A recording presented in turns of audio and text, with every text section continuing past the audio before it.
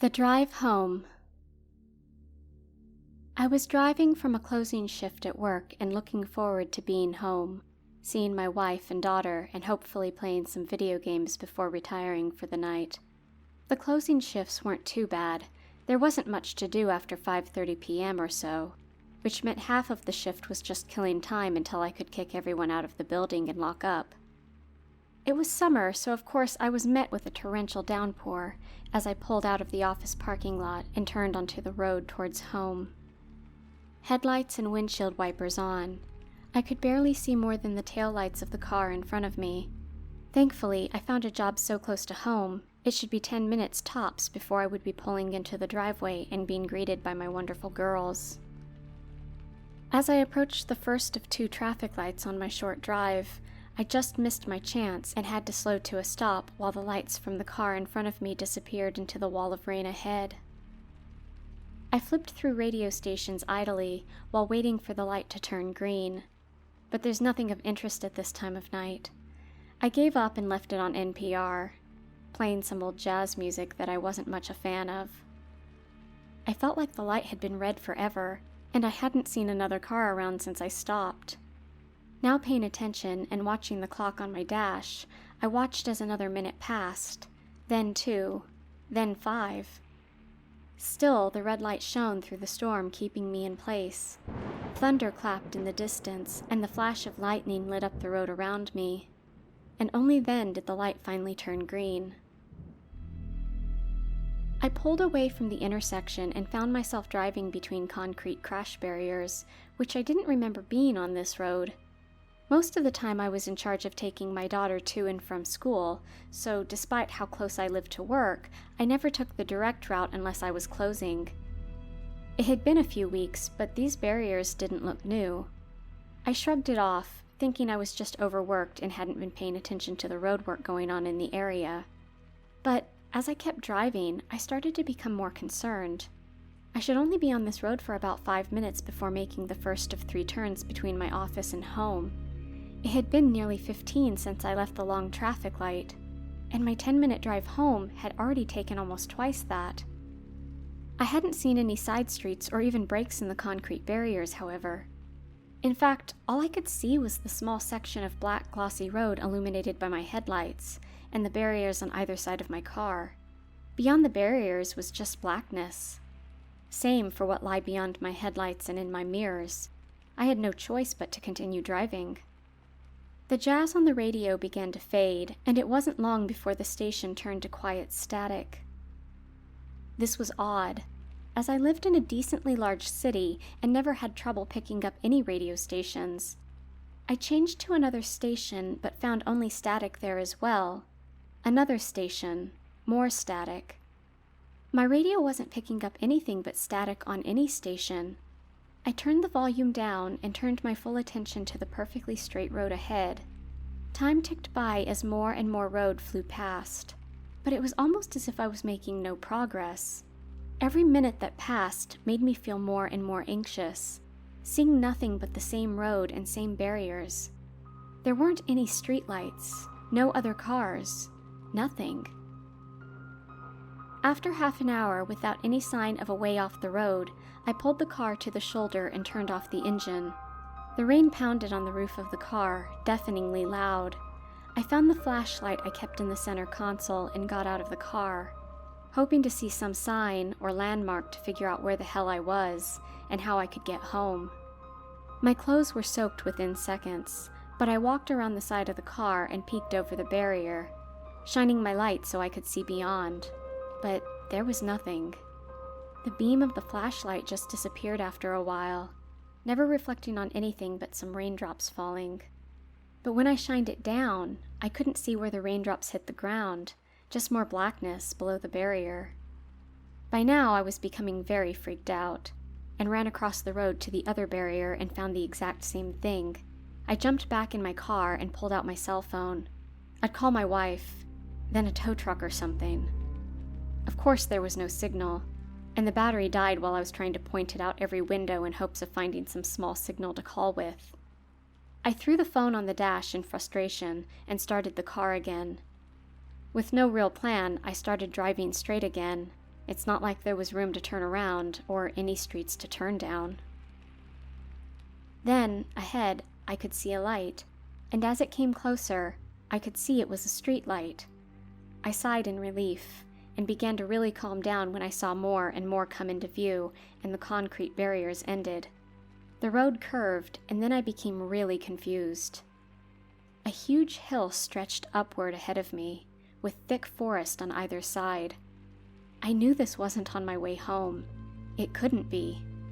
I lived in Florida, and there are no hills this size in Florida that I've seen. The road made another curve halfway up the hill, and I drove under a green traffic light.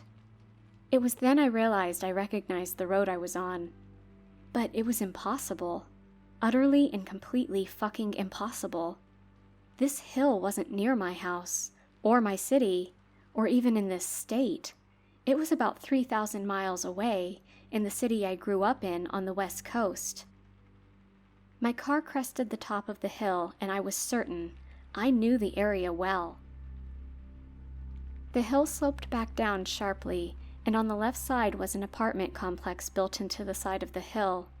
At the bottom of the hill was a dead end, with old wooden barricades set up to prevent anyone from driving into the blackberry bushes below. I was speechless, because I had grown up here until I was 13. "What the fuck?" I muttered. I pulled into the apartment complex to turn around and was immediately struck with the sense that something was off. Everything looked exactly like it had when we left 20 years earlier, except it looked like nobody had maintained the property in all that time. Grass and weeds sprouted from cracks in the parking lot and sidewalks. Climbing vines covered entire walls of the 3-story buildings.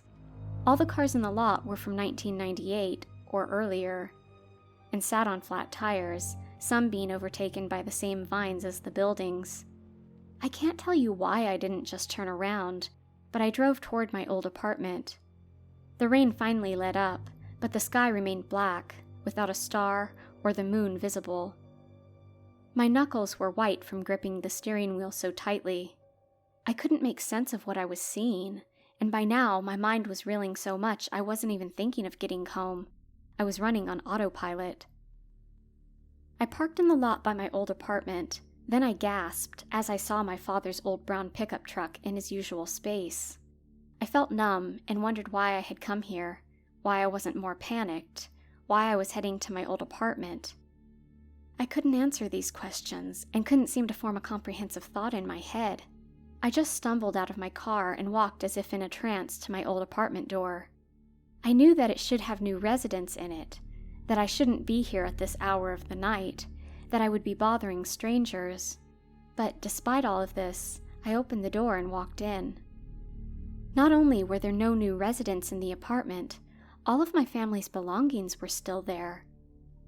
"Impossible," I managed to say. "We had taken all of this with us when we moved, so how could it be here? How could any of this be happening?" There was a thick layer of dust over everything. As I walked past the living room and dining table, I saw there were plates set for a meal. In the kitchen, I found a pot on the stove, but whatever had been inside had long turned to little more than black dust. I walked out and down the hall to my parents' room, but the curtains were drawn, and the room sat in absolute darkness. I flipped the switch on the wall, but no light turned on. "Hello?" I called, thinking it was a dumb thing to do immediately after. There was no response, which I was thankful for. I checked every room in the house, finding each looking pristine aside from the cobwebs and dust indicating it had been abandoned long ago. Last, I went into my own room. Everything was just where I remembered, including the Super Nintendo on an upturned laundry basket so the controller's short cable would reach my bed. The entire time I had been in the apartment, I heard nothing, but standing in my room in the otherwise complete silence, I heard a faint, rapid ticking sound. It was the watch my grandfather had given me for my 9th birthday. A restored watch from the 1960s, which almost appeared as if it didn't tick at all, but could be seen ticking at every 1/8 of a second if you watched and listened closely. He had died a few years later, and somewhere along the many moves I had made since then, I had lost that watch. Seeing it again brought tears to my eyes, and I stuffed it into my pocket before leaving the room. I left the apartment and walked down the hill, noticing that the entire complex seemed empty and abandoned. Some doors stood open, and inside them were similarly lived in, but dust-covered homes. I made it down to the bottom of the hill where the leasing office was, and was unsurprised by now to find the same thing as everywhere else. It looked like someone had been in the middle of working and just left. I looked out to the pool, which was behind a tall locked fence, and it was cracked and empty. Everything in the whole complex looked like something from a post-apocalyptic movie or something. I left the office area and started to head back to my car when I felt something behind me. There was no sound, so I can't tell you what caught my attention, except that I felt the need to look back. The bushes past the fence at the bottom of the hill were dark, but beyond them was nothing, solid blackness that went on forever. From there, I should have been able to see the lights of downtown, the stars in the sky, planes flying overhead. Instead, there was absolutely nothing. I stared for a moment before I realized that there were fewer bushes than a moment ago. The nothingness was swallowing the bushes, spreading towards the fence. I couldn't look away. I felt like my feet had been glued to the cracked sidewalk beneath them, until the fence and the cars parked near it disappeared. Finally, I broke free, and my flight-or-fight response gave me the adrenaline to run full sprint up the hill. Whenever I glanced back, there were fewer apartments left and more nothingness behind me. There was still no sound, but when the darkness engulfed a new building, I could momentarily see inside them where the walls had disappeared before the interior. I ran for my life, my heart pounding, my feet barely clearing the stairs I was scaling. I got back to my car and frantically jammed the keys into the ignition and turned. There was no cliché trouble starting the engine, so I swung the car around and sped towards the exit and up the hill, only to slam on my brakes. Sitting on the peak of the hill, I looked ahead to find the blackness was coming from that direction too. I could see in my rearview mirror that it was still gaining, but I had nowhere to go. Tears stung my eyes as they welled up, and I tried to come to terms with the fact that I would never see my wife or child again. I didn't know if this would be considered dying or just ceasing to exist, which didn't bring me any comfort. Then I shook my sorrow away, deciding I wouldn't go out a pitiful crying mess. I gritted my teeth and gripped the steering wheel, then smashed my foot to the floor, roaring the car's engine as I flew down the hill toward whatever the blackness was. I closed my eyes as the hood disappeared. Then I heard something. In my confusion, it took me a moment to figure out what it was. Rain. It was the sound of rain pounding on the roof of my car. Then a short, sharp honk of a car horn. I opened my eyes to see a green traffic light in front of me, and impatiently honking headlights behind me. I pulled through the intersection, trying to understand what had just happened. Did I fall asleep while waiting for the light and had a really intense nightmare? I couldn't have daydreamed anything that vivid. When I came to the last turn before I would be home, I had nearly shrugged off the whole experience as some weird nightmare. I pulled into my driveway and got out of the car, walking into the house and finding it had only been 13 minutes since I left the office. I hugged my wife and daughter, said nothing of my experience, and sat down for dinner. We went through our normal routine, and after my daughter was in bed for the night, my wife and I did some cleaning before retiring to our own room. I was exhausted and didn't feel like doing anything but going to sleep. I unbuttoned my dress shirt, tossed it into the hamper, and went to empty my pockets. Wallet, phone, key to the office, watch.